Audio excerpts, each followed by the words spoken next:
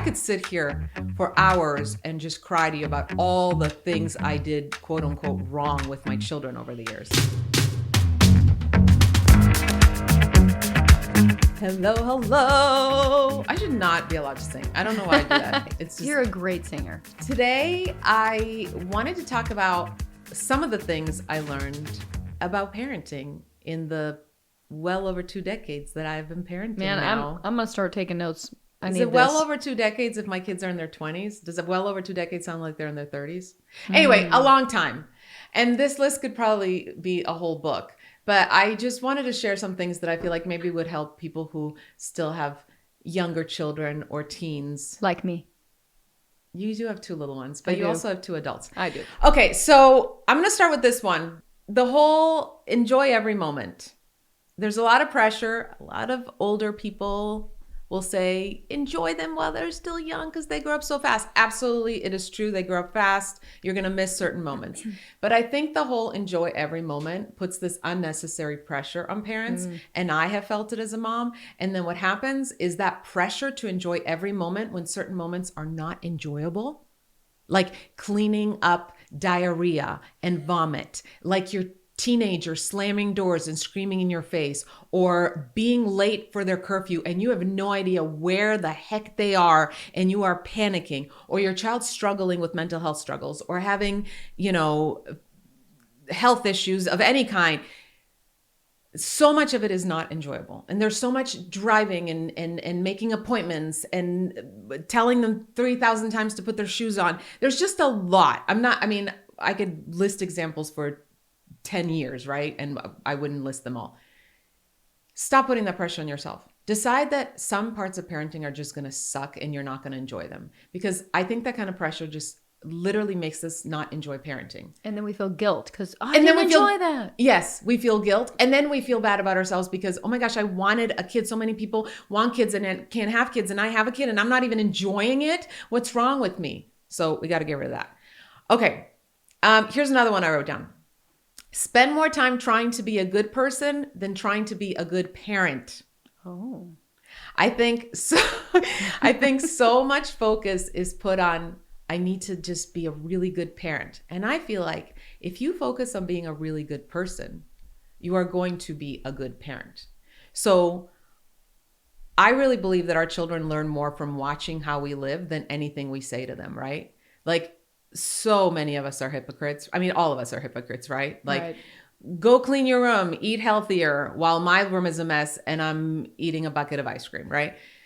So that's obviously silly examples, but I'm talking about the big stuff. Like if I am the type of person that, for example, chooses to own it when I'm wrong and apologizes to my child and says, hey, I don't like the tone I used with you.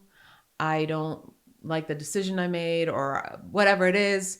And will you please forgive me? If I'm working on being a good person, right? Again, example, who owns my own crap, who makes the type of decisions I'm proud of, my child will learn more from that than anything I say to them. So if you're worried about how can I be a good parent, be a good person and make sure that your children are seeing you be a good person. Does that make sense? Yeah, that's deep. Okay. Another really important thing I learned with having 3 kids. Parenting is not like riding a bike. Every child is completely different. And so a lot of times we parents will have one kid and we'll be like, oh my gosh, my kid was so difficult as a toddler or we went through this really complicated phase or this, and I figured out how to handle it. So when the second kid comes, piece of cake, I now have experience. I'll know how to do it. No, parenting is not like riding a bike. Just because your first kid might be a bicycle, the second one is not going to be a bicycle. The second one's going to be a tractor, okay? You're going to have to learn all over again from scratch. You're going to be like, I don't know how to operate this. I don't, what are these buttons? What is going on, right? I always say, Ari, he's a spaceship, okay? My youngest. I still figuring it out. I'm still learning every day. You would think with my oldest 2 being in their 20s that I would know exactly how to handle the youngest. No, I don't. Every child is different. That is one of the reasons parenting is so complicated. And that is another reason, we should give ourselves so much grace, and we should be okay with making mistakes. I cannot tell you how many times I've heard someone say, I cannot believe I've been parenting for over a decade and I still screw up. Well, of course you do. A, you're human. B, you're parenting a completely different child. Like, I think we parents need to start looking at ourselves as students, because a lot of times we feel this pressure to be leaders and be teachers and to know it all and know exactly how to guide them and the best advice to give them. What if instead we took that pressure off and we just said, I'm a student. I am learning. I remember when one of my kids was around 7 and he was going through something. And I remember I got down on his level and I said, you know what? You've never been a 7-year-old. And I've never parented you as a 7-year-old before. So how about we learn together? I think if we have that mindset, it's going to take so much pressure off, and it's going to be so much healthier for our children, right? Because we're not expecting them to fit into this box that their sibling fit into. That's right? so true. I can remember my older daughter, Kara. There was certain situations I knew, just give her a hug and it'll make it better. And then I thought when my younger daughter, Lily, went through that same thing, I was like, oh, I know what to do, and gave her a hug, and that didn't work. It was like the opposite of good, right? Yeah, sometimes it makes things like, worse. Oh, wait, that's not going to work out. Yes. Thought I had it figured out. No. Yeah. So let's just choose to be students and take that pressure of having to be know-it-alls. By the way, no kid wants a know-it-all as a parent. That's not helpful. That is not helpful. Also, by being a student and by learning and by, again, apologizing and owning when we mess up and learning to pivot when we need to pivot, what a great example. Like going back to what I said earlier, what a great example we are to our children of what it is to human, right? Right. Okay, here's another one. Your kid needs to feel needed, not just loved. So I think we focus a lot on loving our kids, and I think that's really important. But to build confidence, kids need to feel needed.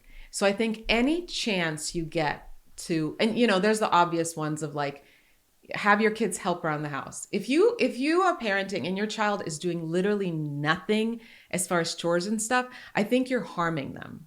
I really do think you're harming them long term. And it's not just about learning responsibilities and all that, but it's more about like, a lot of times we think we need to give them chores so that they'll learn to be responsible human beings. But we don't think also about how healthy it is for their mental health to feel like they're contributing, like they're needed. Another way to do this, I will ask my children for advice. Just the other day, my 11-year-old was sitting on the couch and I was in the kitchen and I said, I need some advice from you. I said, I'm really, really, really tired, but I have a lot of work to do. And so I'm trying to figure out, do I just push through and get all my work done, even though I don't know how well I'll do it? Or do you think I should take like a half an hour nap? And yeah, I'll waste some time and I'm going to worry that I'm not going to get as much time for work, but then I'll do it better. Now, this is a decision obviously I can make on my own, or I can go to my spouse for, or whatever. But he happened to be right there. And I asked him, and I could just see his eyes light up that his mother wanted his advice. And by the way, he gave me great advice. What did he say? He said, why don't you do as much as you can right now so you feel like you got something done, and then still take a nap. But do at least one thing right now, Mom, so that isn't that good advice? That is wise. By the way, your kids are really smart. Some people don't even realize how smart their kids are. You know why? Because they don't have a million tabs open in their brains like we mothers do. So they're able to kind of like think more clearly sometimes. Anyway, ask your kids for advice. I'm not talking about advice on like, hey, your dad's cheating on me and I need to know whether to kill his lover. Like, no. Or, hey, we're broke and I need you to give me some financial advice. No, don't ask for their advice and stuff that'll stress them out, right? But make them feel needed. Kids need to feel needed. Also, not just loved. I think this is huge for building their confidence. I think the biggest difficulty I have with having them help around the house is that it's way more difficult to have them help me than for me just to do it by myself. I know that's annoying. Yeah. But okay, I get it. Yes. I get it. But I just feel like everything in life is like a give and take, right? No, I know. So it's like you got to decide what matters more in the long term. Like, yes, it's going to be messier. It's going to take longer. But are they benefiting from it? Right. And you know what? It doesn't have to be every day. There are going to be days where you're like, today, no, I do not want your help because it's going to be too much, right? Don't tell them that, obviously. Right. But I do think that yes, sometimes it's going to suck. Some things have to be endured, unfortunately. And some days you're like, I've got an extra Yeah. 30 minutes. I'll let them help me. Yeah. By the way, this was not on my list, but you just made me think of another really good one that I think has been beneficial for my kids. So I've always had, we don't even call them chores necessarily. We just call them like contributing because you're part of the family. Because I think sometimes chores, like just that word makes people cringe, right? So there are certain things that my kids have always done because they're part of the family. So for example, Ari, since he was like very young, always unloads the dishwasher. That is his job. 99% of the time in our house, he is the one that unloads the dishwasher. Okay. And with all of my kids, once they were 10, they started doing their own laundry. I started teaching them how to do it at 9. At 10, they were doing it on their own. This is not chores. This is something you do. You're part of the family. You contribute, right? And then I always had extra things you can do to earn money, because I personally was always against allowance, because I felt like allowance is teaching them that just for existing, here's some money. And gosh, I really wish that was the case. Like I would love the government to just send me a huge check every week because guess what? I exist. But that's not the way but unfortunately, that's not the case. Yeah. So what I did, for example, with Ari, so he unloads the dishwasher, he does his laundry. There's some other things that he helps out with just because he's part of the family. And then, for example, he'll be like, Mom, I really want this Lego. And we'll say, okay, well, here are options on how you can earn it. So one of the things he does is he picks up dog poop. And we decide with Luca and Matea, I haven't done this with him, but with Luca and Matea, I actually had a chart written out on how much you earn for each job in the house that's extra, right? Yeah. So you don't get any money for the things you're already doing just to contribute to the family. With Ari, I don't know, we just come up with stuff, but I should probably have it. I like the idea of having a chart. I should probably do that because then it's easy. They can go, oh, I really want this $10 toy. Okay, so if I dust for 2 days, or if I do this, if I do that, they can do the math. My kids are pretty good with money. Matea more than Luca, although Luca has gotten pretty good with money too. I think this has helped. So I would say this was one of those things that really, by the way, I've done a lot of stupid things as a parent. So this isn't me saying, look at all the things I did right. No. And I still do actually daily. I just did something stupid this morning, but these are the things that have worked. Okay. I know I'm not going to get through all of these because we're going to run out of time, but I think it's really important to pay attention when a child's negative behavior requires consequence and when it requires help. I didn't figure this one out until my oldest son was struggling with mental health. And I didn't realize he was struggling with mental health. I first thought he was being a rebellious teenager because for a lot of kids, not all kids, this is really important, some kids who struggle are actually hiding it and overachieving and getting all A's and thriving, and you would never know because they hide it. And that's a whole nother episode we need to do on good kids feeling pressure to be good kids. But my son's struggles showed up as drug use and violence and, screaming in my face and just not showing up to class, like literally just not going, me dropping him off at school and then he would go who knows where. So I was like, oh my gosh, we gotta deal with this immediately. And so I would give him consequences and I would take away privileges and all this stuff. And it didn't work because you cannot punish or intimidate or scare someone out of mental illness, right? I wasn't dealing with the root of the problem. And even if your child doesn't have serious mental illness, a lot of times negative behaviors are actually screaming something else. They're trying to communicate something else to us. They need our help. Sometimes they don't even know what that is, right? But I think it's really, really important for parents to pay attention. Does my child need a boundary or a consequence right now? Or do they need my help? Do they need me to sit down and figure out the root of the problem? And what happens is if a child is struggling and we are just focusing on consequences, a lot of times it will make things worse. Because if you're already struggling with mental health and now you're constantly being punished and you're constantly being seen as the bad kid who's always a problem, what is that going to do to someone who's depressed? Think about like if you're an adult listening to this and you are depressed, you're going through a serious depression. And now your boss, your spouse, everybody in your life is making you feel like you're a big problem, you're a loser, you need constant consequences, you're getting reprimanded at work all the time. Is that going to help your depression? Is it even going to keep your depression on the same level? No, it's just going to make things worse. So consequence versus help, really important. Okay, I know I'm kind of going through these fast because this could be a 10-hour podcast, and I don't have time to listen to a 10-hour podcast. I'm guessing you don't either. Okay, this was one that sounds so simple, but it really made a difference for me. So I was one of those people that when I got pregnant, I was like, I will never be the parent that says, because I said so. Because that's just lame. Like, kids need to know the reason, they need to learn because I said, And then what happened? I had kids and I was busy and running around, and my kid was like, why do I need to do that? And she's like, because I said so. I think we've all said that at some point. Yes. So I started replacing because I said so with because I love you. And it's so simple. But oh my gosh, it's actually leaving a mark on our kids because I said so is so dismissive and it's so like, I'm the boss and you will do what I say no matter what. And we're not even considering in that moment, did my kid wake up with a really big fear because they had a nightmare? Or did something really bad happen at school and that's why they're moving slower or not listening because they're still thinking about being bullied at school? Like we're just not considering them at all.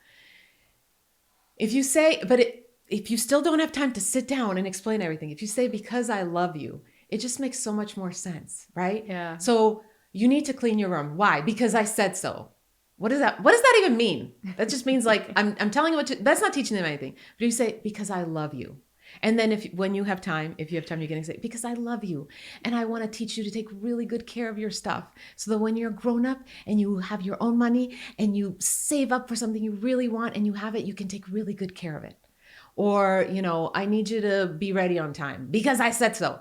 Because I love you and I want to be there on time so that you don't feel rushed and you don't feel anxious because we're running late. So really simple thing, just replace because I said so with because I love you. Okay, moving on to a really great tip so my older two kids are only a year and a half apart.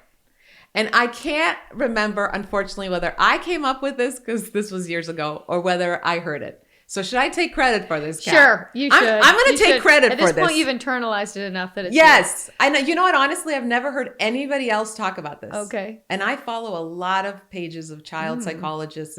So there's a reason. I got to hear what this is. So you've heard it before because I've told you this one. So I may have invented this one. Okay. My older two kids are a year and a half apart.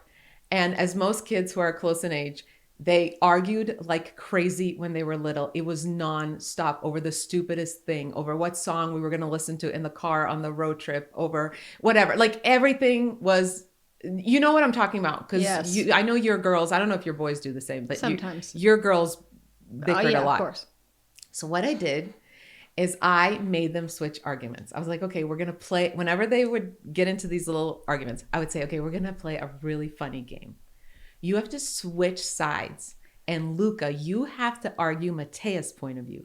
And Matea, you have to argue Luca's point of view. So for example, if it was like, I'll go back to the example I just gave where they couldn't agree what song they were going to listen to in the car. And Luca wanted to listen to some rap song, and Matea wanted to listen to, I don't know, Taylor Swift or something. This is when they were really little. And I'd be like, okay, switch sides. And Matea would have to be like, well, I mean, I understand why it would be really good for us to listen to rap right now, because that song is so full of anger. And sometimes when we're frustrated, we just want to feel that anger, and then Luca would be like, I totally think we should listen to Taylor Swift because Love Story. I mean, what a beautiful song about love. And it's just so happy and and what would happen is they would bust out laughing, because having to listen to somebody argue your point of view that they disagree can be so funny. And this isn't even the best example. There's so many better examples of just having to argue another person's point of view. So A, they would bust out laughing. It would always lead to humor. And B, it was teaching empathy of what does it feel like to be in someone else's shoes, right? So if it was something more serious, it was like, oh, this is why they're feeling that. This is why they don't want to go do this family activity because they just had a bad day at school or whatever. Amazing. Okay. Once I realized how well this worked, I tried it in my marriage. So there you go. 2 for 1. You're getting it. Wow. Marriage tip 2. When you just can't agree on something, you switch sides and you have to argue the person's point of view. My husband has to explain to me why we really do need more throw pillows. Right, like we right. really do, or whatever. Anyway, this works really, really well. So I suggest you try it. Great. And it turns it into a game. And I think when anything with like tension or stress in life, turn it into a game as much as you can. That's a good idea, especially with your spouse. I've never tried that with my spouse. I have done it with my kids. Did it work? Yeah, a little bit. I mean, I feel like they were arguing ridiculous things, sort of. Yes. But yet at the same time, it was funny. And that's the thing. And it kind of diffused the tension. And that's the whole point, right? Like, I've never had a situation when my kids are arguing and I say, guys, please stop arguing. They just go, okay, mom. Right. And they stop arguing. No. So it's just a way to diffuse that tension. Mm-hmm. And by the time, a lot of times for me, by the time they were done arguing each other's point of view, they already forgot what the argument was about. Totally. Because usually those arguments are so dumb. Okay. This was a really hard one for me. I had to learn to shut up or they will shut down. Ooh. I am a yapper. I do this for a living, obviously. There's a mic in front of my face right now. I talk a lot. It is a gift that I was given from birth, apparently, my mother tells me. And I am one of those people that when my kid had any kind of dilemma, problem, whatever, I went into blah, blah, blah, blah, blah, blah, blah, right? And even if it wasn't giving advice, because I learned pretty early on, even though I still screw up in this area all the time, like just yapping advice to them is not helpful. Even if it wasn't giving advice, I would ask constant questions. So my kid would start opening up to him and be like, well, who said that? Well, what did they mean? Well, where were you? Well, what did you say back? Well, you know exactly what I'm talking about, right? Because I think so many parents do this. And what I realized is if I don't shut up, they will shut down. So many times, so often, our kids just want to be heard. They just want us to listen. They don't want us to fix every problem. They don't want to feel interrogated, which I did a lot of. When I look back, I kind of cringe at how much of my parenting was just interrogation. Not interrogation like making them feel bad, but just a million questions thrown at them where they don't even feel like they can think straight. And by the way, if anything I say here, you're like, oh my God, I've done that wrong. I've done that wrong. I've done that wrong. First of all, I am still learning from all my mistakes. And second of all, we don't beat ourselves up. We hold ourselves accountable, right? So we don't beat ourselves up and go, oh my gosh, I screwed up. That's what I did to my kids. I could sit here for hours and just cry to you about all the things I did, quote unquote, wrong with my children over the years. Instead of beating myself up, I just go, you know what? Yeah, I screwed up. I didn't know. I learned. I apologized. I'm holding myself accountable, but I'm not beating myself up. Anyway, I think a lot of times also we don't realize that our kids actually need us, right? Like when they're pushing us away, we need to stay steady. And we just need to listen. And they're going to push you away less the more you listen. So shut up or they'll shut down, especially with teenagers. And part of that is that I think we parents assume we know. We make so many assumptions. Like our kid tells us that something happened at school and we immediately assume we know how they feel. We assume we know what the other person felt, why the other person did what they did to our kid, what needs to be done. Like we act like know-it-alls. And I think part of that comes from the pressure we feel, right? Like that we are supposed to know it all and we're supposed to be these brilliant parents that have brilliant solutions at all times. And we're supposed to fix it. Which no, we're not capable of fixing it all and we shouldn't fix it all.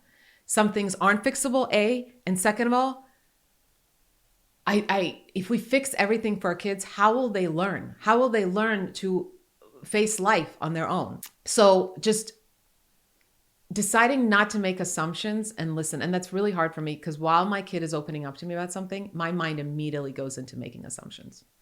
So just learning to go, no, blank slate. Just listen, learn, going back to like, just be a student. Just be a student right now. I think there might be some questions that are good, like, tell me more. Well, that's not even a question. No. That's a statement. That is it. That is the Yeah. thing I have gone back to every time. When my child is opening up to me and my mind goes into wanting to either ask a bunch of interrogation type questions like, well, who said that? And what did you think? And blah, blah, blah. Or wants to go into, well, here's what I think you should do, advice. The minute I feel that sort of energy, I know that what I'm supposed to do in that moment is shut up. And the only words that should come out of my mouth are, tell me more. Tell me more. I'm telling you, that always leads somewhere positive. That's it. Tell me more. But that is not assumption, and that is not questioning. That's curiosity. That kind of curiosity. I've talked before about how I've asked each of my kids at some point, help me understand what it's like to be you. Did it first with my oldest son, took him out to dinner. And I said, I know this might sound really cheesy and stupid, but will you just do me a favor and play along? Help me understand what it's like to be you. And asked him to like walk me through his day. Man, did I learn new things about my child. How he felt when he woke up. And this is when he was already doing better with his mental health. I learned so many new things. And then did it with my daughter. And then with my youngest, because he was only like 8 or 9 at the time, the way I worded it, because I didn't know if he would really understand if I just said, help me understand what it's like to be you. I said, walk me through your day. And we walked through the entire day. And what is it like when you wake up? Are you excited to be up? Are you excited to be going to school? Okay, now you walk into the classroom. What do you feel when you walk into the classroom? And again, I learned things that I never knew before. I learned parts of his day that caused him stress or made him a little nervous. I didn't know that before. So like just continually coming from a place of curiosity is huge. Can be a whole nother episode, but kids first, ego last. Oh. So when I was going through my divorce and I had a lot of feelings towards my ex-husband, as people do when they're going through a divorce. Sure. There's a reason people divorce. There was so often where I wanted to like say something snarky to him, or I wanted to send him that text to tell him that blah, blah, blah, or whatever. And I remember writing on a little Post-it, kids first, ego last.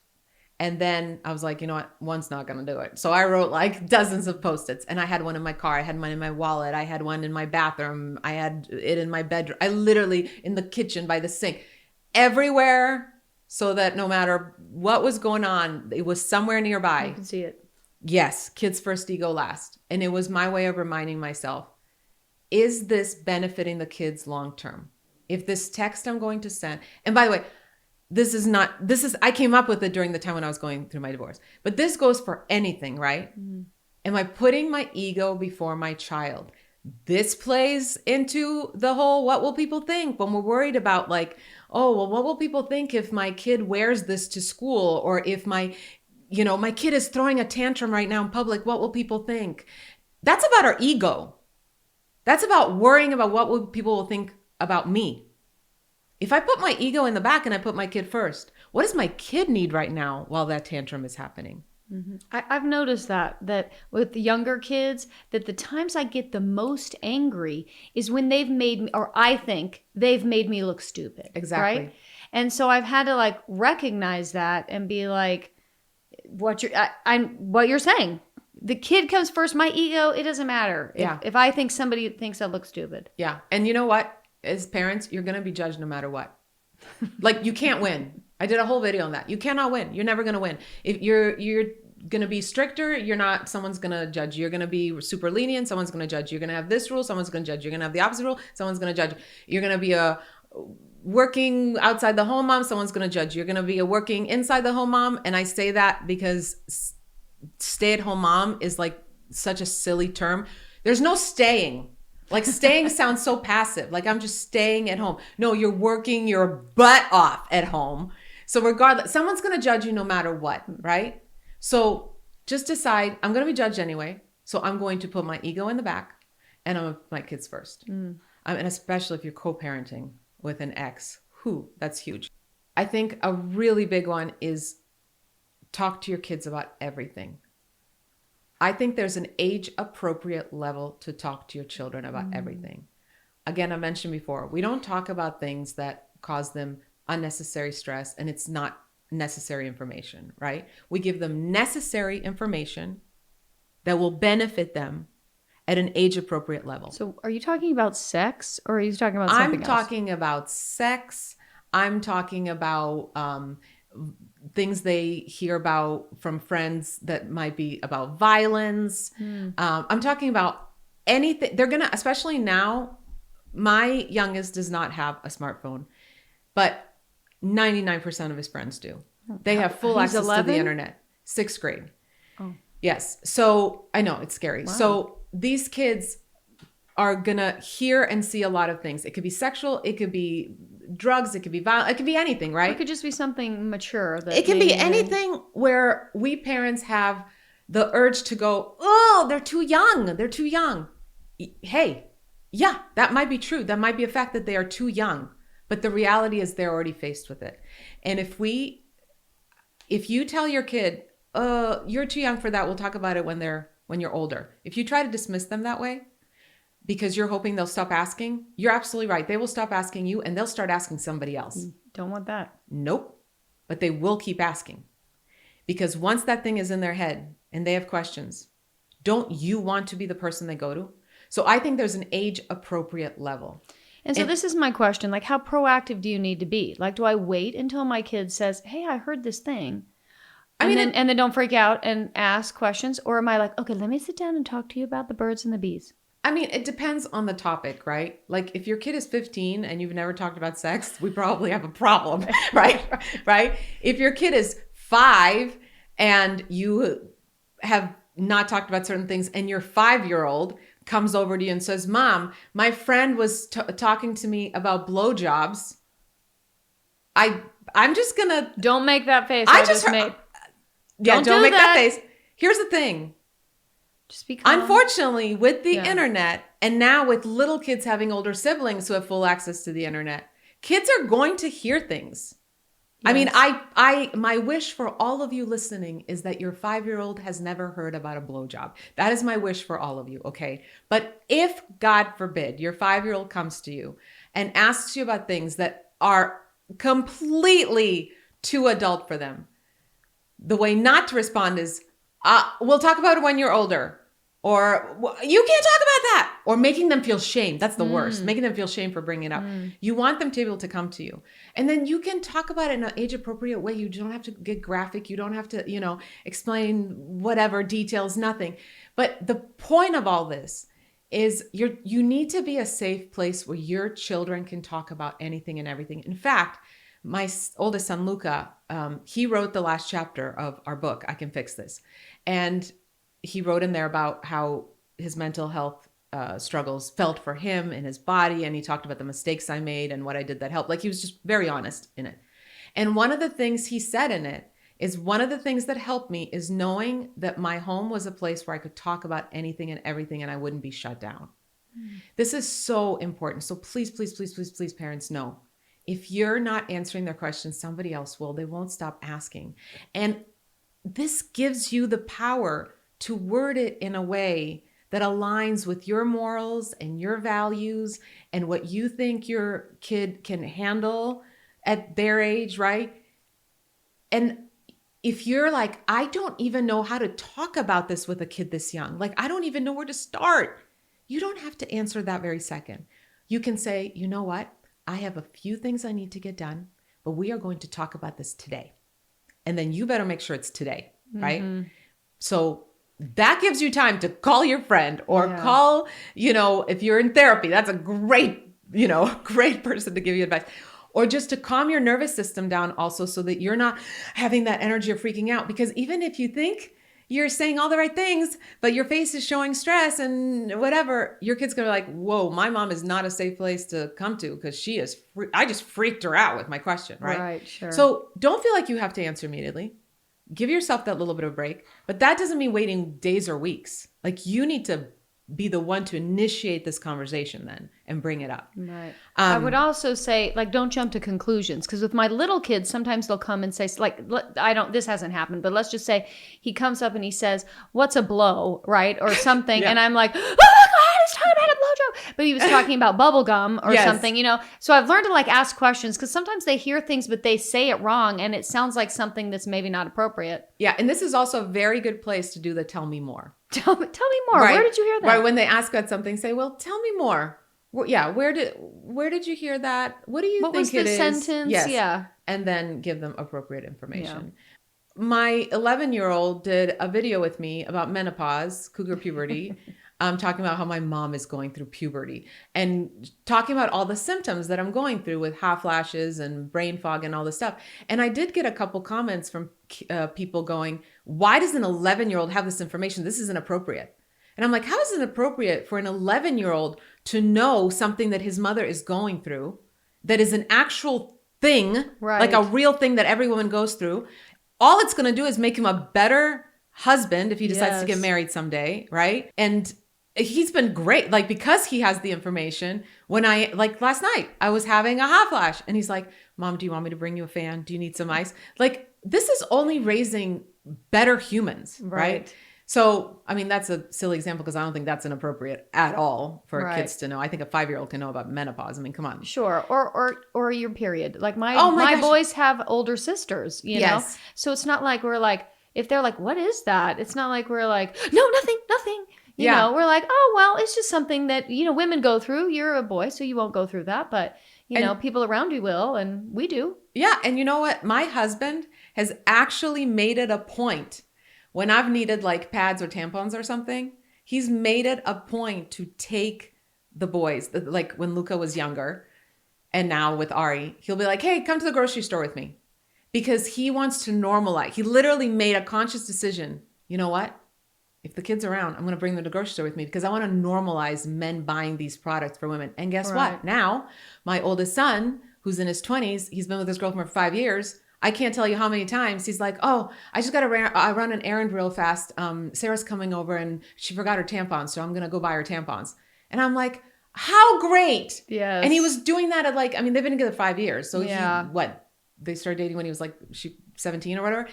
Like the fact that he's comfortable doing that, I think that's healthy. I think that's, good. Right. I think that's a problem that's another thing, right? When we only talk to boys about one thing or only girls one thing. Listen, if they're going to have, get married someday, have kids and everything, there's no reason boys shouldn't know about periods and everything women are going through. Right. Anyway, we could go on and on and on. I would love for you guys to send us your best parenting tips. We might need to do, every episode I feel like ends with, we need to do a part 2 because we didn't get to everything. You can find me on social media at Kristina Kuzmich, and you can send your best parenting tips there. Also, Hope and Humor Daily is my app where if you are having a parenting dilemma and need support immediately in real time, there's a chat section where you can literally just be like, my kid is doing this and I don't know how to answer, or my 5-year-old just asked me this very weird question about sex. What do I answer? And you will get an immediate answer. It is trained by me to give you really, really good information and hopefully make you feel supported. But I love you all. Parenting is hard. And if it is hard, like if you're like, this is the hardest thing I've ever done, this is so exhausting and complicated and I'm confused every day and I'm overwhelmed. Do you know what that means? That means you're doing a good job. That means you're doing it right. So congratulations. All right. Love you all. Happy parenting.